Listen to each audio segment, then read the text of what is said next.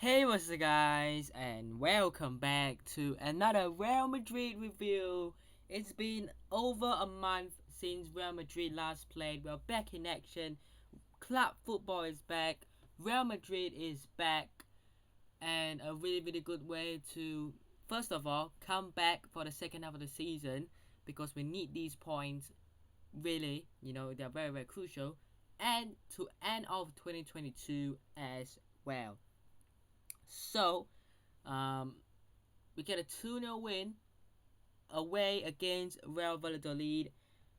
Look, Real Valladolid, I don't know where they were sitting in the table, but I think they will be one of those teams who are either mid-table or probably relegation battle side.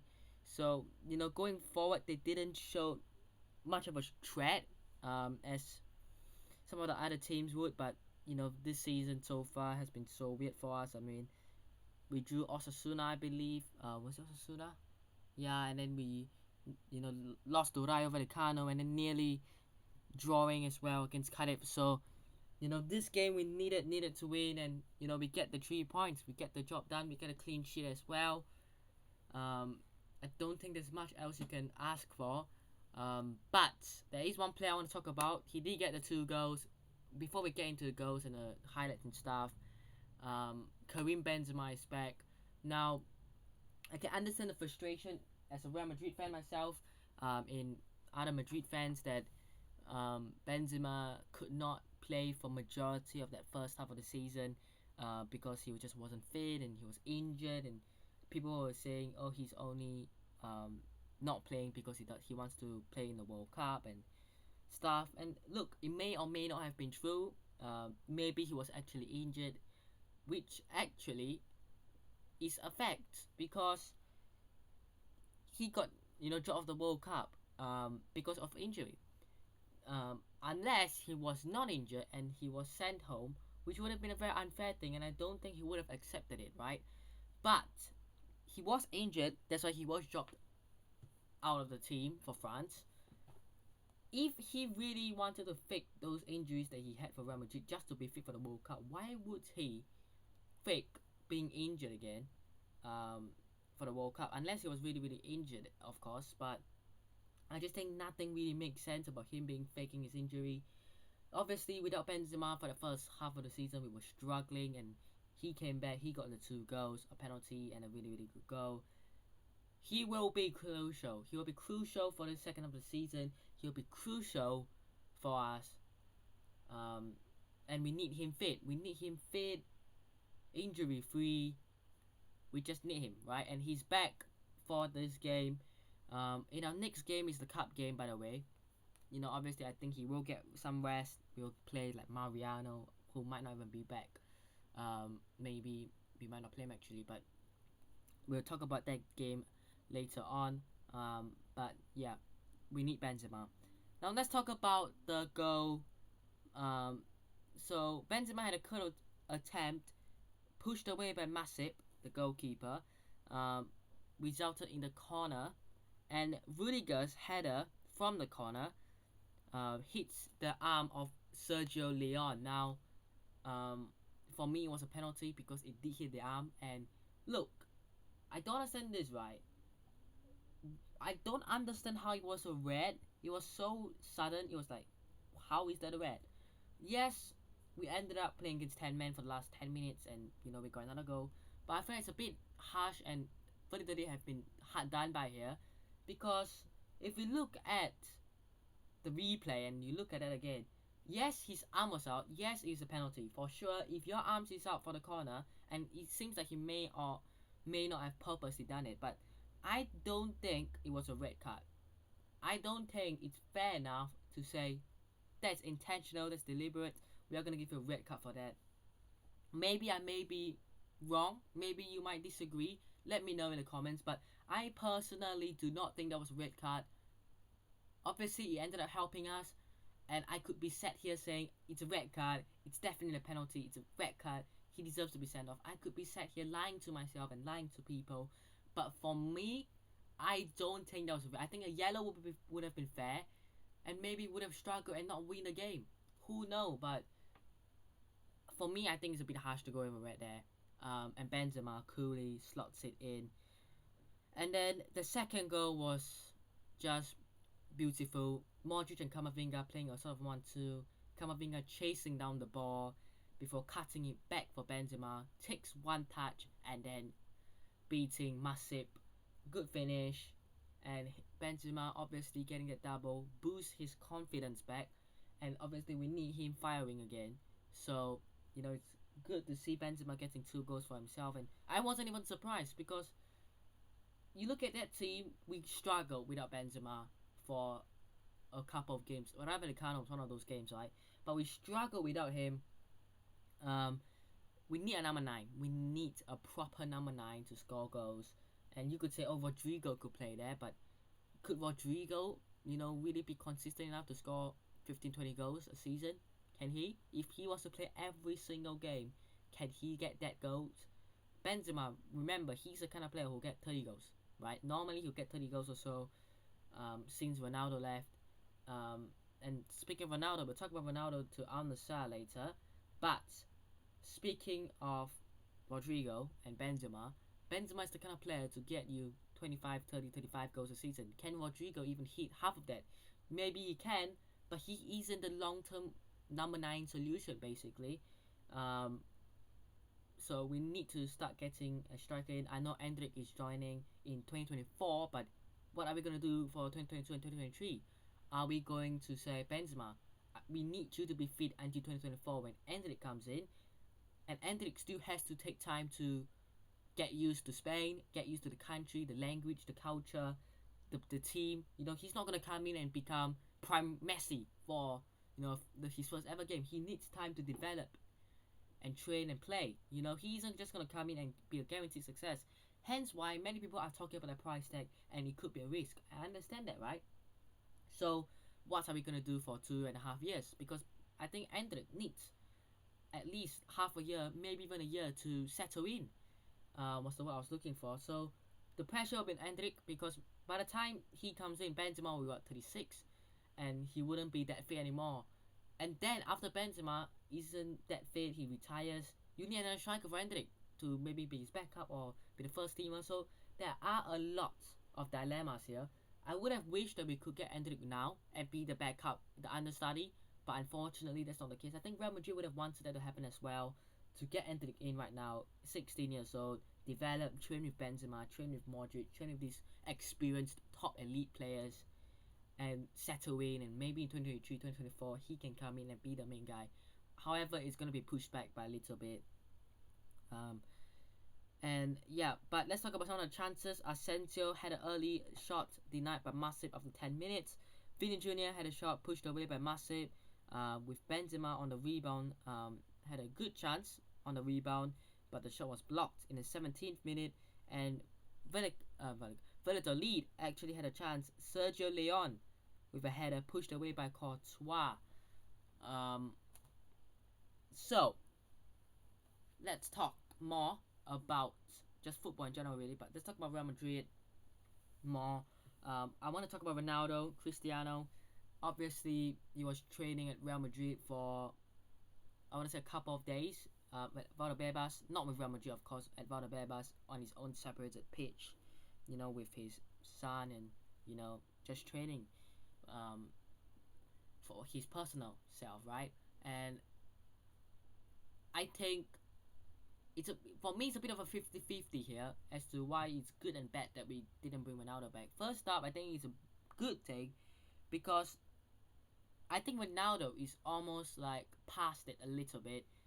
I think he can go to a top 5 team if he was to offer it and still back goals. I think he has the ability and capable of doing it. But it's almost like he might ruin his Real Madrid legacy because most people watching football, like me, I only started supporting Real Madrid in 2018. I had no idea about Ronaldo's legacy at all. I didn't watch it. I didn't watch with my own eyes Ronaldo's legacy from 2009 to 2017. So that was the period where he was so successful and arguably our best player of all time. That was that period, that 8 years during that period. So people will only judge Ronaldo if he was to came back. they will only judge him for his 2022. Maybe for the 6 months that he will be here, they will only judge him for it, which I think is a bit unfair if that was to happen. So I want Ronaldo's legacy to be Real Madrid legend, our top ever goal scorer, the best ever player we've had, arguably the best player we've signed, definitely. I want it to remain that way. The chapter is closed. I can get that, right? It's not closing the door on Ronaldo. It's like we want to protect your legacy at Real Madrid. You have won 2 La Ligas, you've won 4 Champions League, you've won multiple more trophies. We want that to be your best ever Real Madrid moments. We don't want you coming back in 2022 and then not scoring any goals and then people saying things like, oh, his Real Madrid legacy is only coming back and not scoring goals. That's not what we want. His legacy is winning 4 Champions Leagues for Real Madrid and winning 2 La Ligas. That's his legacy. So I feel that it's a good thing we didn't go for him, but you need to realize that we do need another striker. We need another forward. And another good thing is Benzema will be probably the main striker unless he's not fit, which then means Ronaldo is the backup. Ronaldo was never going to sit on the bench. At United, he had the same problems where he was not getting picked. He was pissed with Ten Hag. He was not happy sitting on the bench and getting dropped for Martial, Rashford, Anthony and all. So he left. Maybe it was due to the interview as well, and he didn't like the club as a whole, but I think a good part of it was the fact that he wasn't playing games. So he was never going to be a main starter. He was always going to be a rotational player, which I think he would have not wanted. I think even if Real Madrid offered him a contract, which Marca and a lot of other sources and outlets are suggesting that he was waiting for it, I don't think he would have accepted a backup rotational role. I don't think so. I think with a player like Ronaldo, he wants to keep playing. He wants to be the number 1. Will he be a number 2 to Benzema when he was a number 1 4, 5, 6 years ago? I don't think so. So, I think it's also a good thing. The bad thing here, we get into it. For me personally, like I said, we need another striker. And hence why, if we don't go for Ronaldo, and if we don't make any moves in January, our season could be in jeopardy. Benzema is back, for sure. But, can he keep this shape, this fitness? No, because we're going to play so many games. And who will be his backup? Rodrigo could play number 9. Asensio maybe. Hazard, are we really going to go back to the Hazard route again? Like, we need to remember, I love Eden. I love Eden. As a player at Chelsea, was amazing. But Eden Hazard hasn't been good for his Real Madrid career, basically. Why are we thinking Eden could do a job? And then we've got Mariano Diaz, who didn't even go to the World Cup because his country isn't in the World Cup.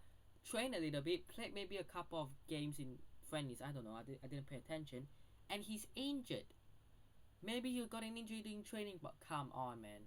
So, you look at that team, going up front, the number 9 role is a huge problem. Even if it's on a loan deal, if you can get someone on loan, it will be a decent deal. For 6 months at least. And even if you can get through this season without needing another striker, what about next season? Remember, Endrick only joins in the summer of 2024. Not the summer of 2023, not January 2024, the summer of 2024. That is when he joins. So we're going to have to wait another 1.5 years for Endrick to join, and we're going to rely on Benzema for another 1.5 years. Is that really what we're going to do right now? Because we can't rely on Benzema for 1.5 years, expecting him to put in this top performance, not getting injured, fully fit for 1.5 years. No way. So, I think it's a missed opportunity to go for Ronaldo considering as a free agent. I know the wages was a lot, but it's I think a missed opportunity to not go for him. And, you know, looking back afterwards at the end of the season, we could be looking back and going, we probably should have gone for Ronaldo then, because we really needed another striker. Maybe, but I wish Ronaldo all the best. You know, a lot of people criticizing him for going to Al Nassr. I mean, with that package for that amount of money, I know Ronaldo is already rich, but with that package, the amount of money that he's getting as a contract for a player, was it 200 million as a year? That's insane, by the way. I think not many people would say yes. Put yourself in these shoes. If you are 37, 38 year old, you have won everything there is to be won except the World Cup. Fair enough. But except the World Cup, you've won basically everything at club football. You've won Champions Leagues, Premier League, La Liga, Cups. If you have won all of these, you have achieved what he has achieved, right? You've scored a lot of goals. Would you wouldn't you try to get more money now? Wouldn't you say, let's wind down my career? I've achieved everything except for the World Cup, okay? But I'm gonna go to Saudi Arabia, get huge cash, not do much because it's Al Nassr. Who cares, right? I don't think Ronaldo cares about Al Nassr really, even though that's a lot of money. Go to Al Nassr, get the huge financial package because family still matters most. Money matters in this world. Money talks, right? Go get a huge, huge, huge package of 200 million or whatever he earns a year now. Why wouldn't anyone say no? Why wouldn't anyone say yes to it? You are a fool. You're more stupid if you don't accept it than accept it. And I respect Ronaldo for that choice, right? Because we've seen legends in the past do it. We've seen them going to the Qatar, Saudi, even MLS, Middle East. We have seen it before, and Ronaldo isn't the first, and he won't be the last. He won't be the last. So I can understand from Ronaldo's point of view. I think people need to understand that if you are a 27, 38-year-old at that point of your career where you have won Champions Leagues, okay, let's not bring the World Cup into this. Okay, he has failed it. Fair enough. He has failed to win the World Cup, right? But if you have won Champions Leagues, La Ligas, and all sorts, you've scored lots of goals. Why wouldn't you just say, let's close the chapter and let's go to the Saudi League? He's done everything for club football. He misses the World Cup, but it doesn't mean he can't play in the next World Cup. Even though maybe he might retire, maybe he might not win it, but it doesn't mean he can't play the next World Cup and have another chance to win it potentially. So people need to realize that at this stage of his career, he will obviously try to go to the European club. But if he can't get any or he's not interested, it's his decision and he chose to do it. Fair enough. But back to Real Madrid here. And by the way, I wish Ronaldo good luck. But back to Real Madrid here. It's a massive 2-0 win away against Real Valladolid. Next up, though, we do have a cup game in the next game on, was it Tuesday? Let me check. We did do the draw the other day. So, yeah, let me just have a look at our next game. It's a cup game, which will be up against Cacereno. I think that's how you say their name, Cacereno. In the Copa del Rey, 132. I mean, I swear we always do so badly against these second, third, fourth division sides. But yeah, we'll see how we can do. I'm pretty sure they beat. Was it who? I think they knocked out a big side in their last game, didn't they? They did knock out Girona, who are a La Liga side. So, you know, could they do another shock? Who knows? Ancelotti has said that he wants to win it this time around, as we haven't done it, or we haven't won it in a few years. So we'll see. But that will be it for today's Real Madrid review. Hope you guys have enjoyed today's review. There will be more now. The World Cup's over. Club football is back. Real Madrid is back. We'll be doing more reviews. We'll be doing every single match review until the end of the season. But hope you guys have enjoyed today's episode or review. Sorry, I'm so used to saying the Real Madrid career mode. But yeah, hope you guys have enjoyed today's review. Hit the like button if you did. Subscribe to the channel guys on already, and I'll see you guys in the next one. Peace.